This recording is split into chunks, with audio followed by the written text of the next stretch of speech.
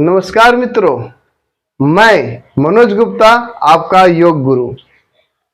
आज मैं आपके समक्ष पुनः वापस आया हूं आपको बताने के लिए कि हमारे साथ बहुत सालों से कुछ षड्यंत्र हो रहा है और हमारे शरीर के स्वास्थ्य के साथ खिलवाड़ हो रहा है और हमें बीमार करके बड़ी कंपनियां, विदेशी कंपनियां हमारे मेहनत की हुई जमा पूंजी को ठगने का काम कर रही है। और हम जब बीमार पड़ेंगे तो ऐसे कंपनियों के पास अपने इलाज के लिए बिल्कुल जाएंगे ही जाएंगे, क्योंकि स्वस्थ होना सबको पसंद है। जब हम स्वस्थ होने के लिए जाएंगे तो हमारे पैसे को ठगा जाएगा और हम ठगे जाएंगे। इसलिए बात करते हैं हम 5 जहर के बारे में, जो हमें 5 जहर दे करके ठगा जा रहा है। जो जहर ही नहीं, इसे मीठा जहर बोला जाए, स्वीट पॉइजन। बहुत धीरे धीरे आपके शरीर पर यह प्रभाव करता है और लंबे समय तक इन जहरों का सेवन करने के बाद हम बीमार पड़ते हैं, हमारा पूरा परिवार बीमार पड़ता है और हम अपने पैसे से हाथ धो बैठते हैं इलाज कराने में, दवाओं में। तो बात करते हैं इन 5 मीठे जहरों के बारे में। पहला जहर है आटा, जो हम मैदे के रूप में इस्तेमाल करते हैं। जब हम मैदा का इस्तेमाल करेंगे, जो बहुत चिकना होता है और पेट में जाकर चिपकता है, पेट संबंधित बीमारियां उत्पन्न करती है, गैस संबंधित बीमारियां उत्पन्न करती है, आप एसिडिटी के मरीज बन जाते हैं। अगर उस आटे में चोकर है, खुद आप पिसवाते हैं मिल में जाकर के, या चोकर युक्त आटा का इस्तेमाल करते हैं तो सही है। चोकर जो है आपको सुपाच्य होता है, पचने में आराम होता है। जब हम मैदा का इस्तेमाल करेंगे तो पेट संबंधित बीमारियों से ग्रसित होते जाएंगे। तो ये आपको तय करना है कि हमें मैदा इस्तेमाल करना है या आटा इस्तेमाल करना है। तो इस बात का ध्यान रखें, जब आप आटा को पिसाने जाएं तो उसमें जौ, थोड़ा चना, थोड़ा दाल, पंच रत्न बना करके आप इस आटे का इस्तेमाल कर सकते हैं, जो बहुत ही आपके शरीर के लिए लाभदायक होता है। दूसरा मीठा जहर की हम बात करेंगे नमक की, जो समुद्री नमक, सफेद नमक। टीवी एडवर्टाइजमेंट के माध्यम से आपको ब्रांड दिखा करके आपको ठगा जाता है और हम आपस में लड़ते हैं, मैं इस ब्रांड का नमक यूज करता हूं, मैं इस ब्रांड का नमक यूज करता हूं। आप आपस में चर्चा करते हैं, पर जो कि सही नहीं है। अगर नमक यूज करना है, नमक का इस्तेमाल करना है, तो सांभर झील का नमक इस्तेमाल करें, सेंधा नमक इस्तेमाल करें, काला नमक का इस्तेमाल करें, जो हमारे शरीर के लिए, लिवर के लिए और पूरे पाचन तंत्र के लिए अच्छा होता है। स्किन डिजीज से भी बचाता है ये नमक। पर जो समुद्री नमक है आपको बीमार करता है। तो खुद आप तय कर ले कौन सा नमक आपको चाहिए। अच्छा, ये मुझे आप बताइए, जब छठ महापर्व होता है या बड़े स्तर पे पूजा पाठ करते हैं तो समुद्री नमक का इस्तेमाल लोग वहाँ नहीं करते हैं, वहाँ सेंधा नमक का इस्तेमाल किया जाता है। तो आप क्यों वहाँ सेंधा नमक का होता है और कि बीमारी से मुक्ति भी देता है। तो ऐसे ही नमक का यूज करने से आपका शरीर से बीमारियों का अखाड़ा जो बनते जा रहा है वो समाप्त होगा। तो आप स्वयं तय कर लें कि हमें बीमार रहना है या स्वस्थ रहना है। अगला आपका मीठा जहर आपको दिया गया है सफेद चीनी के रूप में।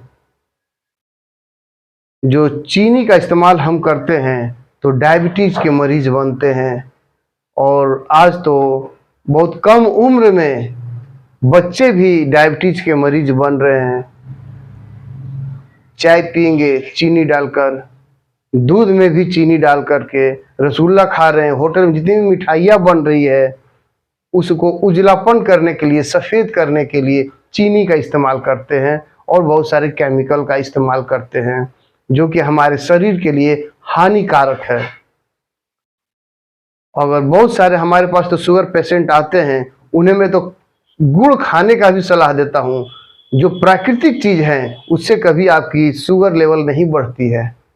बस ये आप ध्यान कर लें, अगर आपको रसगुल्ला खाना है तो गुड़ का रसगुल्ला खाइए, जलेबी खाना है तो गुड़ का जलेबी खाएंगे, तो इससे आपका शुगर लेवल नहीं बढ़ता। बढ़ेगा तो आपके चीनी खाने से शुगर लेवल बढ़ेगा।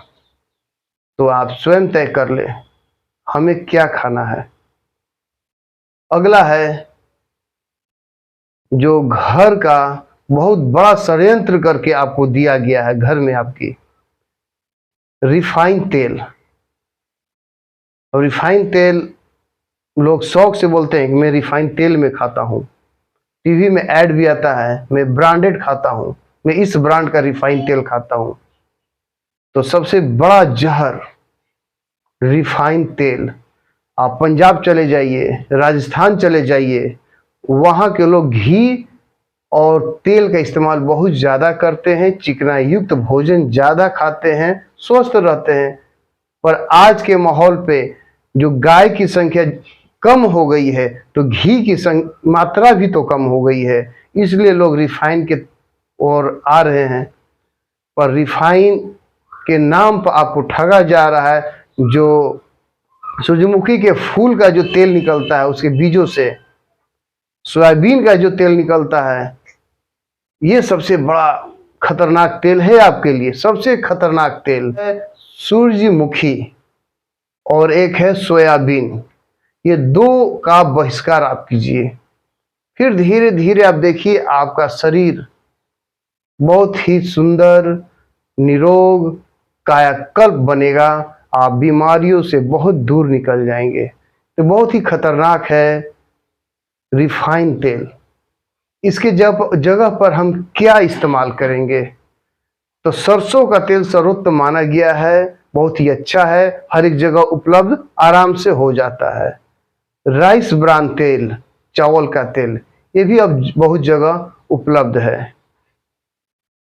बादाम का तेल आप इस्तेमाल करें, पहले के लोग यही करते थे और स्वस्थ रहते थे, 100 साल तक स्वस्थ रहते थे।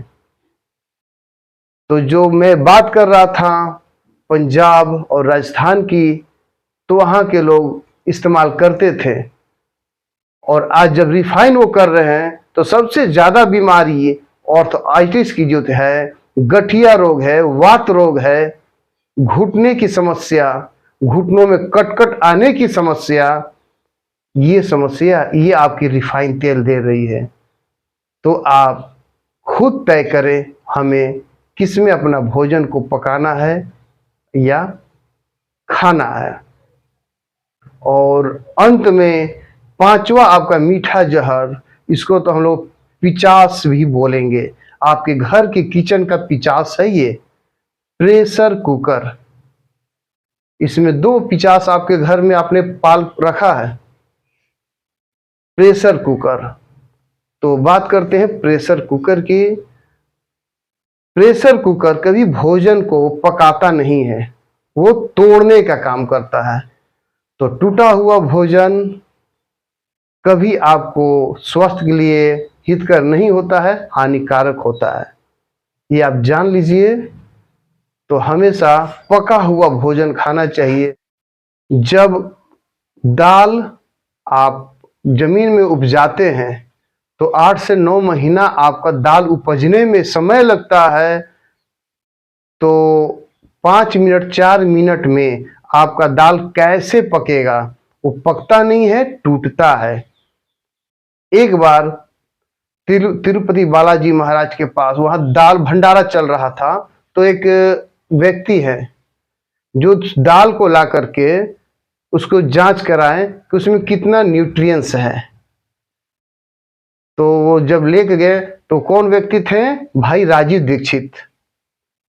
तो एक लैब में गए उस दाल को लेकर के, तो वह जांच करने के बाद उन्होंने बताया तो पूरी केमिकल हमारे पास नहीं है इस दाल को जांच करने के लिए, इसलिए आप इस दाल को दिल्ली लेकर के जाएं। तो भाई राजीव दीक्षित ने उस दाल को दिल्ली लैब में लेके गए। तो वहां जब जांच हुआ तो उसमें बताया गया कि इसमें सभी पोषक तत्व मौजूद है और दाल अभी तक खराब नहीं हुई थी। ये 2 जगह जांच के बाद कम से कम 3 दिन वो दाल सफर किया, फिर भी दाल खराब नहीं हुई। क्यों? क्योंकि वो मिट्टी के हांडी में वो बनी हुई थी। मिट्टी के हांडी में बनाई गई दाल या भोजन जल्दी बासी नहीं होते हैं, उसमें कीड़े उत्पन्न नहीं होते हैं, बहुत लंबे समय तक चलते हैं। इसलिए जब आप प्रेशर कुकर में बनाते हैं, सुबह दाल बनाइए, दोपहर में दाल से बदबू आना चालू हो जाएगा, तो उसके सभी न्यूट्रिएंट्स जो होते हैं लगभग मर जाते हैं, समाप्त हो जाते हैं। तो आप टूटा हुआ भोजन न करें और पका हुआ भोजन करें। आप उसको हांडी में पका करके भोजन करेंगे तो ज़्यादा अच्छा रहेगा। तो 5वां का दूसरा भाग है फ्रीज।